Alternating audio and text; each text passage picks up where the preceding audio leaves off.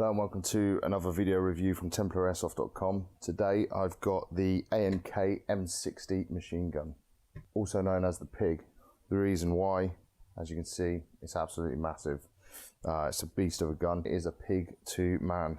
It is pretty heavy, coming in at just under 20 pounds with all your ammo and battery, and it's just over 1 meter long. So, you know, and that's still £5 shy of the real steel version. So it's pretty weighty and it's pretty long, it's pretty cumbersome. Is it any good? My opinion, yeah, it's pretty good.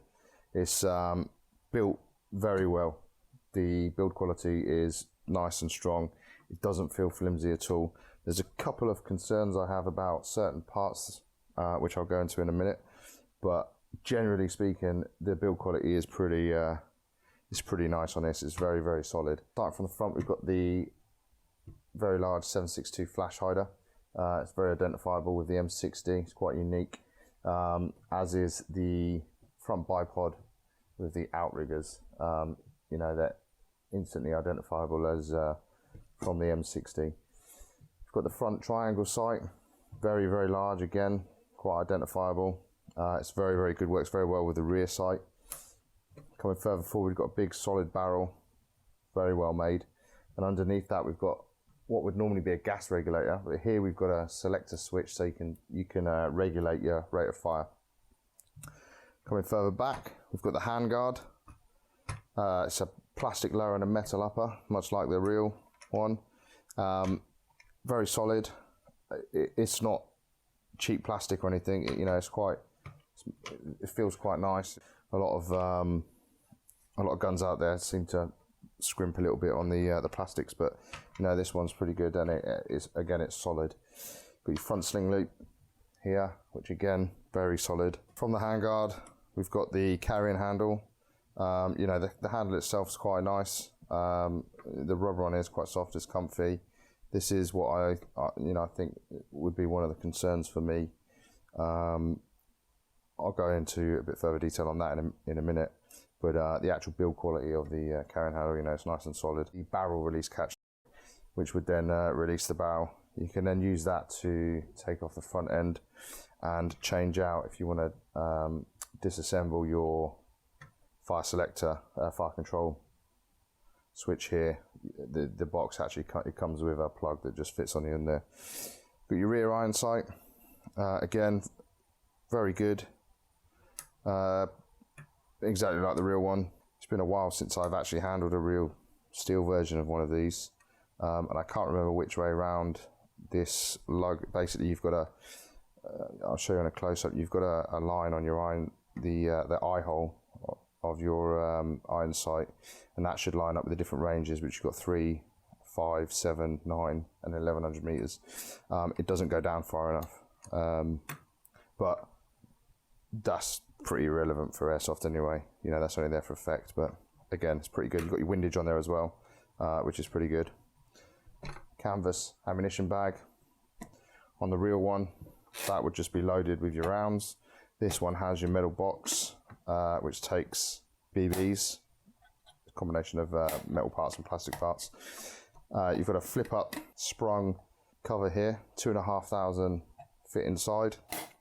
You've got a feed tube just here, which goes into the gun, and that's where your BBs feed in. One thing I like about this is it's got an incorporated feed motor inside. There's a fair few support weapons out there in airsoft that require you to push another button while you're pulling the trigger to feed the BBs in. Obviously the BBs just sit in here, and as they get to the bottom, you have a little motor that feeds them up the feed tube into the gun. This one, it's all incorporated in with the trigger, so you pull the trigger and it just goes. You don't have to push a button anywhere else on the gun to feed the rounds, which is nice. I like that. Battery slots in there as well. You've got your fake feed tray. I imagine you could probably get some dummy rounds to sort of fit under here to cover up the cables a little bit, which make it look a little bit more realistic. Coming further back, we've got the top cover and the cheek piece and buttstock. Rear sling loop, again, very sturdy. And you've got what is called the butt strap.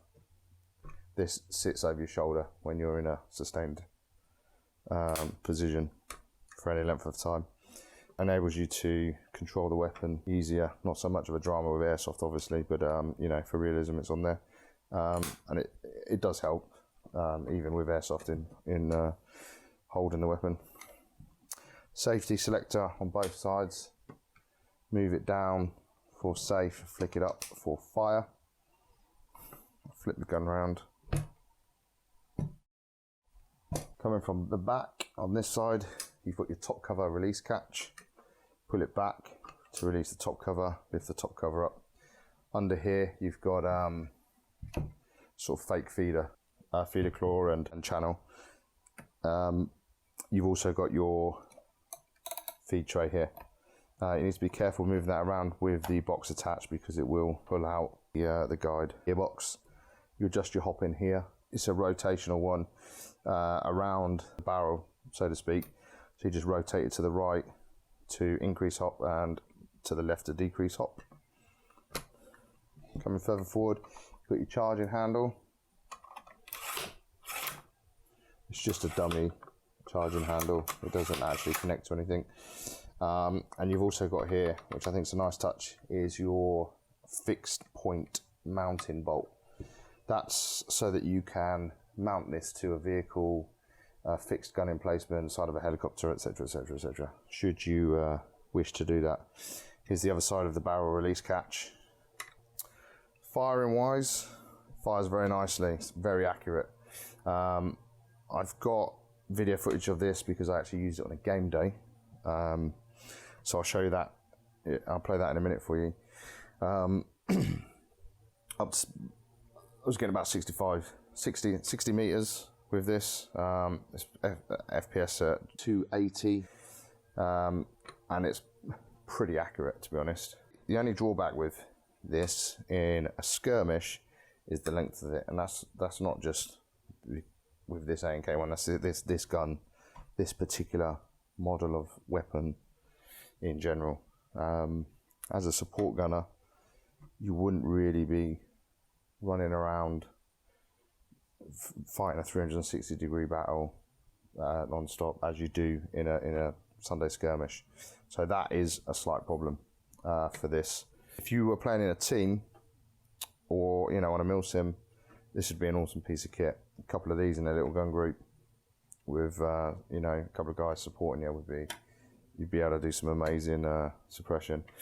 With the fire selector, you can slow the rate of fire down. If you want to just keep people's heads down, you can slow the rate of fire down, and then when you've got troops moving up, you can whack it up and really hammer the enemy. It's a great piece of kit. Concerns I have, as I mentioned earlier, the carrying handle. Carrying handle itself is, it's one piece. It's one piece of metal. It's not going to break, but the joint feels. You can see it there.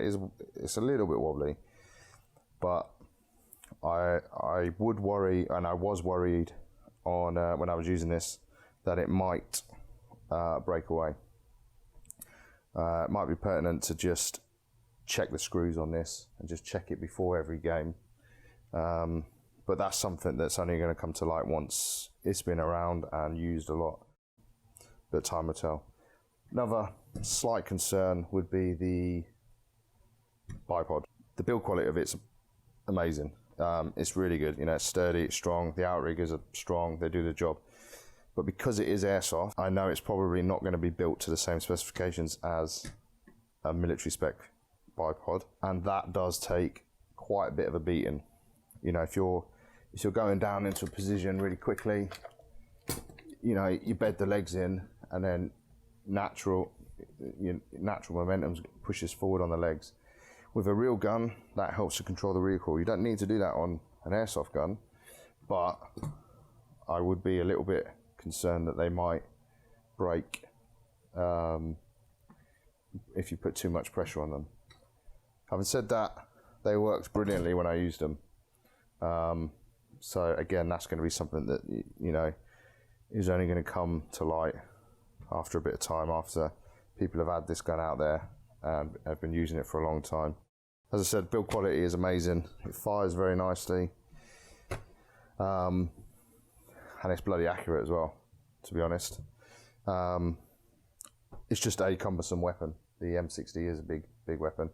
I used the GPMG in my army days, and that thing is a pain in the arse for manoeuvring in small team tactics and stuff. So, you know, this one is available from Just Cause Airsoft. I'll provide a link in the description for 375 quid. And you won't be disappointed. If you're after a gun of this type, you will not be disappointed. It's a great bit of kit. Fires lovely, and yeah, there's something about manning a machine gun that just feels good in a game. So if you're after this sort of thing, definitely go for this. I'd recommend it. One thing I forgot to mention is the legs are adjustable as well. If I can bring it out. So, you know, you can really get the gun mounted in some good positions with those. Firing it.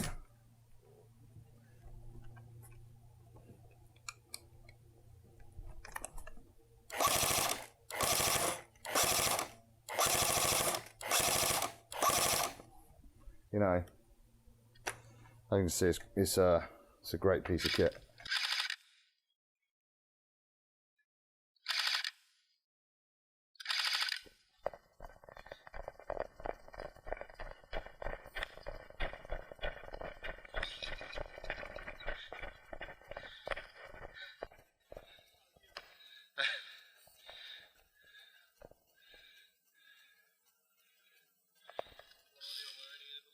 Huh? Well, Steve's just been hitting the back from over there. Where? Where? Where?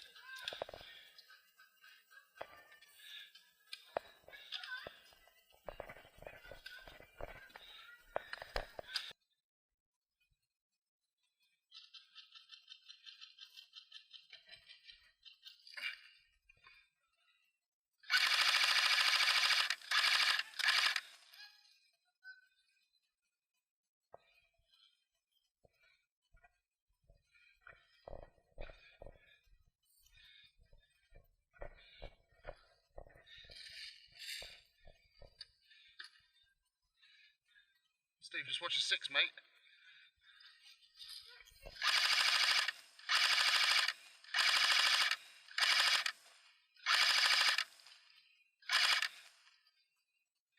Is he hit? Is he hit? Oh, yeah.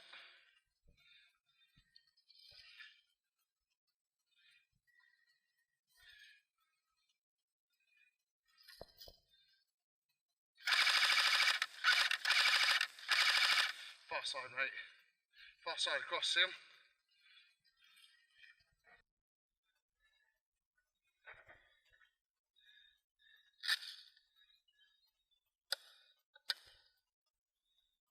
It is a great weapon. As I said, 375 from Just Cause Airsoft. It's great. In my opinion, it's pretty good value for money. You get a lot of bang for your buck with this. The build quality is pretty good. So some minor concerns, but you know, for this type of gun, especially if you're into your Vietnam War era mil sims, you know, this thing, you got to get one of these, get a couple of you of these, and you can create an absolutely outstanding defensive position with, you know, just two of these. No one will be able to touch you.